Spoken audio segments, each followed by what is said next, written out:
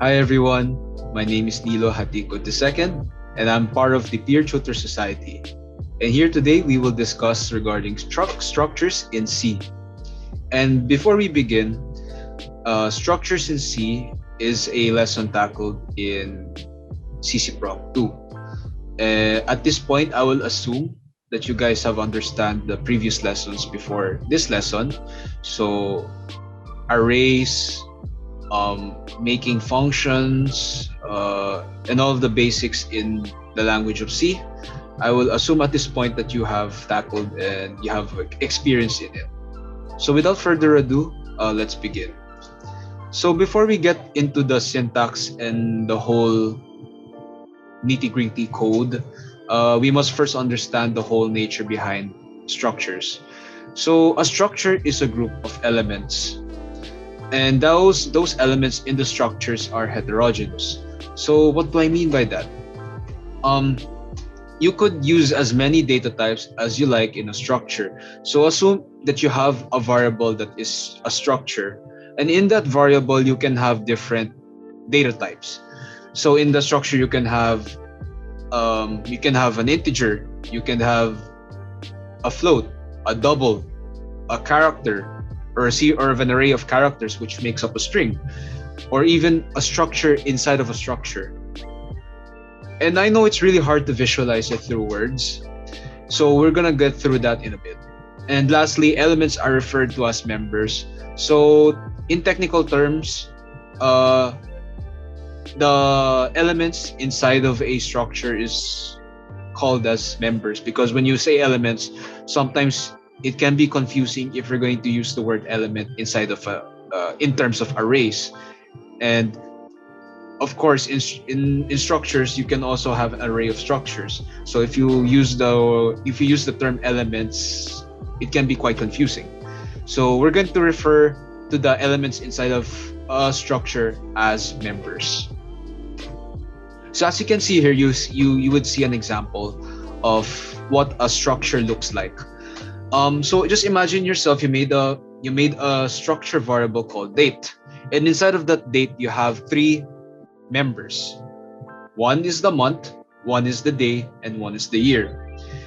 Assume all of these members inside of the structures as integers.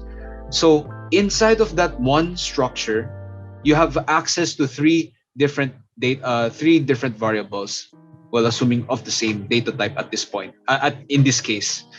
So you have one for the month, one for the year, and one for the day. And why? And you would be asking me, how come? Why not just declare it individually, like int month, int day, int year? I mean, technically speaking, you could do that as much as you want, but in structures, it's quite easy to keep track of which variable that you're going to be dealing with whenever you declare multiple variables in your code, when you do your exercises, or when you do your machine projects and whatnot. It's going to be quite easy to put them into a structure wherein you can visualize on which variable should go where. Because if you just say month, sometimes, for instance, if you're going to be dealing with a code snippet wherein you're going to be having a series of dates, it's going to be hard to keep track on which variable you're going to be handling. So structures play a role in a sense, also in organizing your variables. So to put that into perspective, let's deal with this other structure here. So you have this structure inside. You have this structure named person. So what does that structure contain? So in its first member, you have the first name, and then in the second member, you have last name, and in the third member, you have a birthday. And you know that birthday is a complex thing. It's not just the month, it's not just the day, and it's not just the year. It's all of the three combined. So in that So in that case, you have a structure within a structure. You have a structure as its member this of this structure instance called person. So in birthday, which is a structure, you have the month, the day, and the year. So as you can see here, you have this person with a first name, with a last name, and with a birthday. And if you're going to be asking again, why not just do it individually? It's going to be hard to keep track of things. For instance, let's just say you have an array of first name, an array of last name, an array of month, day, and year. You're going to be tracking down each of the variables individually, and you're going to be finding out which index or which element goes to which. I mean, assuming that they're all jumbled up and all. So to prevent that, let's just put that into one structure, and and let let it take care of it as in the rest. So now we understand the nature regarding structures. Let's now go through the syntax. So in order for you to make a structure in C, of course you need to have the word struct, which is a shorter term for structure, and then you put the name. It could be any variable name that you like. You can put there date, birthday, whatever whatever you like. It's all up to you on depending on the context that you're doing in your projects or whenever you do your code. And then inside of that struct, you have you have, aside from having the brackets, you insert as much variables as you want. So you can put, like, for instance, int month, int day, int year, and that's basically it. And then of course, after the closing bracket, you need to have the semicolon, or else it won't work. It's how it is in C, so you just have to follow it. And here are the examples of structs. So as you can see here, I made a structure called name tag, and inside of the structure I have an array of characters, or in technical terms, string, and an array of 20 characters that fills up the first name, and an array of 20 characters, which is the last name, and followed by this semicolon here, because without it, it won't work. It won't run your code. It will not compile the code without that semicolon. That's how it is. And then another example of a structure here, as I explained a while ago through the different context, the date context. So you have your word struct here, and then followed by the name. So in this case, I put here date tag, and then followed by the brackets, and then I have 3 integers inside. So I have the int month, int day, int year. And of course, these 3 variables comprises the whole date tag structure. And we're going to see how we can declare that later. But do note, you can also, in this case, I'm just making all of these variables in integer for you to understand that you could put as much variables as you want in your structure. But you can also technically put different data types. So you can put here int month, float day, double year. It will still work. You just have to don't forget to use the conventions when you do the printf statements and the scanf statements whenever you input or output a variable. And yeah, that's basically it. So when you declare a structure using this convention, when you put into your int main, you must first put the word struct, followed by the name of the structure that you're gonna put, the name of the structure. In this case, name tag, and then the variable name. So you could put their name just to make things easy. So as you can see here, so you're now declaring a variable name, which is a structure, and the name of the structure that you want to refer to is name tag. So you put struct name tag name. So I just put some comments here just for you guys to understand the syntax when you declare a structure in the int main function. So there's other ways in order for you to to make your structure.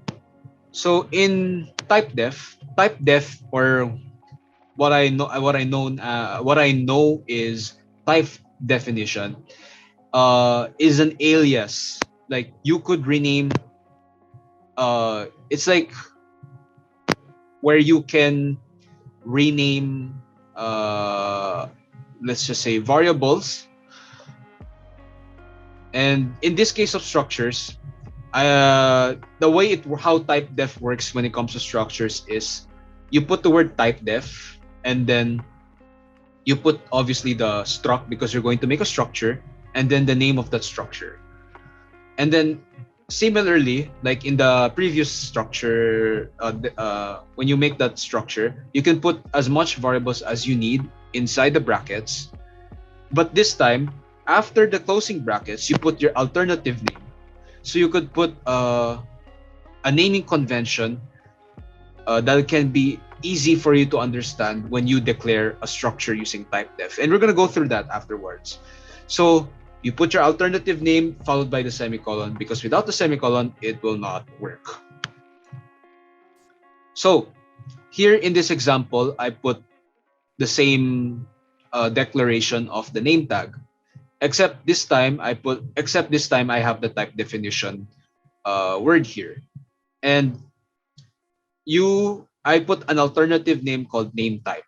So you're going to be asking me, what's the point of having type def? You already have the name of the structure, which is name tag. And I'll show you why this is important. What makes the difference between type def and without type def? And it's just more of a convention, so you could choose either way. I'm not going to be forcing you into choosing which convention you want to use. I'm just going to be presenting to you guys what I know, so that you guys can effectively code using C, whatever means possible. So in here, when I declare a structure using type def, notice how I don't use the word struct followed by the actual name of the structure. That's because I already have an alias, or another way of declaring that structure. Since I use the word type def and then the alternative name is name type, I can already directly put name type as its how do you say this? As its structure. Like in itself, name type is like a data type already, and that data type is a structure that leads to this structure name tag. So always, whenever you want to use the alternative name, you don't have to put anymore the struct followed by the actual name. You can now directly go through the name of the alternative name followed by the variable name. So in this case, instead of struct name tag name, I put their name type name. So so when you look at the word name type, you have to read the code back. Where is name type referred to? So as you can see here in the code, it's referred to this structure called name tag, which has the alias called name type. And inside of the structure, you have the first name and the last name. And that's how it is. So to proceed, I have also mentioned a while ago that you could have nested structure. So what do I mean by that? Inside that structure, you could have a series of structures. And for instance, in this case, I have a structure called person tag. And in the previous examples, if you have noticed, there are two structures called name tag and date tag. So you know that name is just not the first name or the last name. It's both the first name and the last name. But since I don't want to put them individually inside of the structure, I can already refer to that previous structure to my new structure and access the name tag structure from this person tag structure that I made. Similarly to the date tag, let's just assume that I already have a date tag structure. uh, and then in the context of a person, because of course every person has their name and has their own birthday. So instead of just writing int month, int day, int year again in the person tag, I might as well refer to the date tag structure and then put it into the person tag and access it from there. And we're gonna see the application of this later. But for now, we're done with the syntax. Let's just go through the applications. So I have prepared a series of C programs here, wherein you can pause the video and you can copy the code and try it for yourself.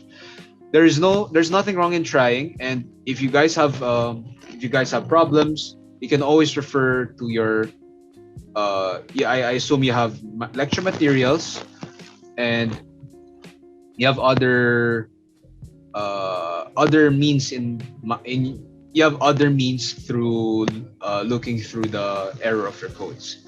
So let's go through the first example. So as you can see here, I created a structure called date tag, which comprises of the month, the day, and the year.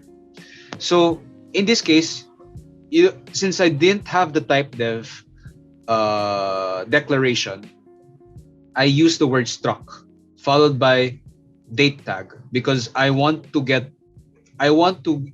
use the date tag structure. So I call its name, which is date tag here, and then followed by the variable name.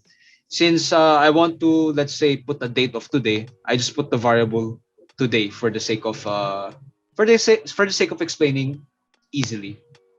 So in order for you to access the variables inside of the structure, you of course you need to put the name of the variable that you declared here a while ago in line 10, followed by a dot. This is a dot next to the today dot which variable. So let's just say I want to access month. So you just have to put the word month. And then similarly, like CC Prog 1 lessons, if you want to initialize the today's month, the integer month of today, which is any number, therefore you can just put equal to 5. You know that it's the typical how do you say it?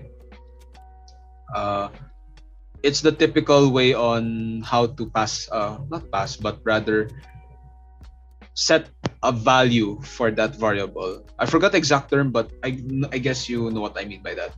So similarly to day and year, you just have to put the variable of the structure, which is today, followed by a dot, and then the variable that you pertain to inside of that structure. So I want to access the day.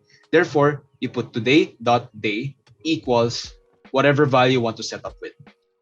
Similarly to the year. So it's today dot year, and then the value that you want to set up is 2022. So of course, since they're all integers, when you look at the printf statement, they're all in percentage D, because of course when you this is a CC Prog 1 lesson where whenever you want to print out an integer, you have to put percentage D, and then followed by the \n so that there will be a new line afterwards after printing out this line. So let's see what happens if I run this code. So I would go to execute and compile and run. So if I were to run this, it's going to say the today's date, which I have recorded at this point, is May 24, 2022. So as you can see here, since I already declared 5, 24, and 2022 in the month, day, and year, it prints out this variable structure followed by the contents of that structure, which is the members. So the member of month prints out 5. The structure of today, the member day prints out 24, and the member year prints out 2022. So in this next example, it's similarly the same thing as structure 1, but now you can input whatever date or or integer you want to. So as you can see here, there is no type def yet. It's still the same date structure, which is struct date tag, followed by the three integer values, which is the month, day, and year.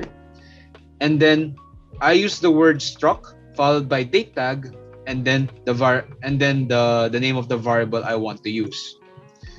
So if you read through the code, you could see that I've used the scanf instead of just setting up the value itself. So if you notice, it's the same thing like in CC-prog1, wherein if you want to assign a value,